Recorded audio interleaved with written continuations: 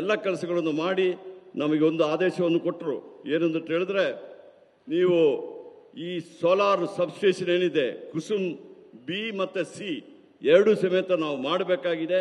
ಅದಕ್ಕೆ ಕ್ಯಾಬಿನೆಟಿಗೆ ತಗೊಂಡು ಹೋದಾಗ ನಾವು ಹೇಳಿದೆವು ಅವರಿಗೆ, ಸರ್ ಈಗಿರೋದು ಬರೀ 60% ಅಷ್ಟೇ, ಇದನ್ನು ಹೆಚ್ಚಿಗೆ ಮಾಡಿದ್ರೆ ರೈತರಿಗೆ ಅನುಕೂಲ ಆಗ್ತದೆ ಅಂತ ಹೇಳ್ಬಿಟ್ಟು ಸೋಲಾರ್ ಪಂಪ್ಗಳನ್ನ ಮಾಡಲಿಕ್ಕೆ 80% ಅಷ್ಟು ಸಬ್ಸಿಡಿ ಕೊಡುವಂಥ ಕೆಲಸವನ್ನು ನಮ್ಮ ರಾಜ್ಯ ಸರ್ಕಾರ ಈಗಾಗಲೇ ಮಾಡಿದೆ ಎಂಬ ಮಾತನ್ನು ಹೇಳ್ತಾ ಇದೆ.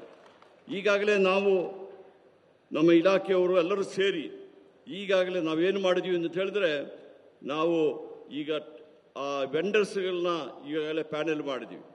ಈಗ ಒಂದು ಆಪ್ ಸಮೇತ ಮಾಡಿದ್ದೀವಿ. ಆ ಆಪ್ ಸಮೇತ ಇವತ್ತು ಮುಖ್ಯಮಂತ್ರಿಯವರು ರಿಲೀಸ್ ಮಾಡ್ತಾ ಇದ್ದಾರೆ.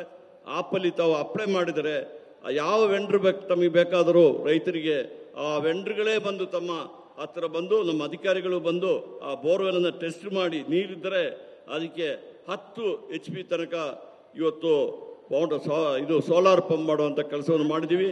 ಆ ಸಂದರ್ಭದಲ್ಲಿ ನಾವು ಒಂದು ಯೋಚನೆ ಮಾಡಿದ್ದೀವಿ. ಈಗ ಸೋಲಾರ್ ಭಾರಿ ಡೆವಲಪ್ ಆಗಿದೆ. ನಮ್ಮ ರೈತರಿಗೆ ಗೊತ್ತಿಲ್ಲ ಸೋಲಾರ್ ಎಷ್ಟು ಡೆವಲಪ್ ಆಗಿದೆ. ಹಳೆ ಕಾಲದಲ್ಲಿ ಅದಕ್ಕೆ ಶಕ್ತಿ ಇರಲಿಲ್ಲ ಪಂಪಿಗೆ. ಈಗ ತಾವು ನೋಡಿರ್ಬೋದು solar 7.5 HP solar pump motor ಇವತ್ತು ನಮ್ಮ ಬೇರೆ 10 HP ಪಂಪಿನಷ್ಟು ಕೆಲಸಗಳು ಮಾಡುವಂಥ ಒಂದು ಪಂಪು ಮತ್ತು ಶಕ್ತಿಯನ್ನು ಪಡೆದಿದೆ. ಬಹುಶಃ ಅದಕ್ಕೂ ಸಮೇತ ನಾವು ಈಗಾಗಲೇ ಚಾಲನೆ ಕೊಟ್ಟಿದ್ದೀವಿ ಎಂಬ ಮಾತನ್ನು ಇವತ್ತು ಹೇಳ್ತಾ ಇದ್ದೀವಿ. ಅದೇ ರೀತಿಯಲ್ಲಿ ನಮ್ಮ ಸಬ್ಸ್ಟೇಷನ್ಗಳೆಲ್ಲಿದೆ, ಈಗಾಗಲೇ ಸುಮಾರು 400 ಸಬ್ಸ್ಟೇಷನಲ್ಲಿ ನಾವು ಐಡೆಂಟಿಫೈ ಮಾಡಿದ್ದೀವಿ.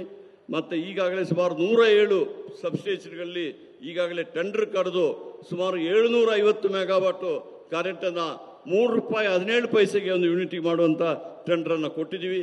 ಈಗಾಗಲೇ ಸರ್ಕಾರದಿಂದ ಕ್ಯಾಬಿನೆಟ್ನಲ್ಲಿ ಈಗಾಗಲೇ ತೀರ್ಮಾನ ತಗೊಂಡಿದ್ದೀವಿ. ಏನಂತ ಹೇಳ್ಬಿಟ್ರೆ, ಸರ್ಕಾರಿ ಜಾಗ ಎಲ್ಲಿದೆ ಆ ಸರ್ಕಾರಿ ಜಾಗ ಇಂಧನ ಇಲಾಖೆಗೆ ಯಾವುದೇ ಕ್ರಯ ಇಲ್ಲದೆ ಕೊಡಬೇಕು ಎಂಬುದಾಗಿ ತಗೊಂಡಿದ್ದೀವಿ. ಆದರೆ ನಾವು ಕಾಂಟ್ರಾಕ್ಟರಿಗೆ ಅದು ಫ್ರೀಯಾಗಿ ಕೊಡ್ತಾ ಇಲ್ಲ. ನಾವೀಗ ಏನು ಮಾಡ್ತಾ ಇದ್ದೀವಿ, ಯೂಸರ್ ಫೀ ಎಂದು ಕಲೆಕ್ಟ್ ಮಾಡ್ತಾ ಇದ್ವಿ. ನಾವು ಪಾವಗಡದಲ್ಲಿ ಯಾವ ರೀತಿಯಲ್ಲಿ ಈಗಾಗಲೇ ಎಕರೆಗೆ 25,000 ಒಂದು ವರ್ಷಕ್ಕೆ ಕೊಡಬೇಕು, ಅದೇ ರೀತಿಯಲ್ಲಿ ದುಡ್ಡನ್ನು ಕಲೆಕ್ಟ್ ಮಾಡಿ ಲೋಕಲ್ ಏರಿಯಾ ಡೆವಲಪ್ಮೆಂಟ್ ಆ ಪಂಚಾಯತಲ್ಲಿ ಯಾರು ಸಬ್ಸ್ಟೇಷನ್ ಇದೆ ಆ ಪಂಚಾಯತಿಗೆ ಅಲ್ಲಿ ಸ್ಕೂಲ್ಗಳಿಗೆ ಅಂಗನವಾಡಿಗಳಿಗೆ ಆ ಹಣವನ್ನು ನಾವು ಉಪಯೋಗ ಮಾಡುವಂಥ ತೀರ್ಮಾನವನ್ನು ಈಗಾಗಲೇ ಮುಖ್ಯಮಂತ್ರಿಗಳು ತಗೊಂಡಿದ್ದಾರೆ. ಬಹುಶಃ ಎಲ್ಲ ಕಡೆಯಲ್ಲಿ ಸಮೇತ ಸೌರಶಕ್ತಿಯಿಂದ ವಿದ್ಯುತ್ ಬರೋದಲ್ಲದೆ ಮತ್ತು ಆ ಭಾಗದ ಜನರಿಗೆ ಮೂಲಭೂತ ಸೌಕರ್ಯವನ್ನು ಕೊಡುವಂಥ ಕೆಲಸಗಳನ್ನು ಸಮೇತ ಈಗಾಗಲೇ ಮಾಡಿದ್ದೀವಿ ಎಂಬ ಮಾತು ಹೇಳಲಿಕ್ಕೆ ಅರ್ಥ ಆಗ್ತದೆ.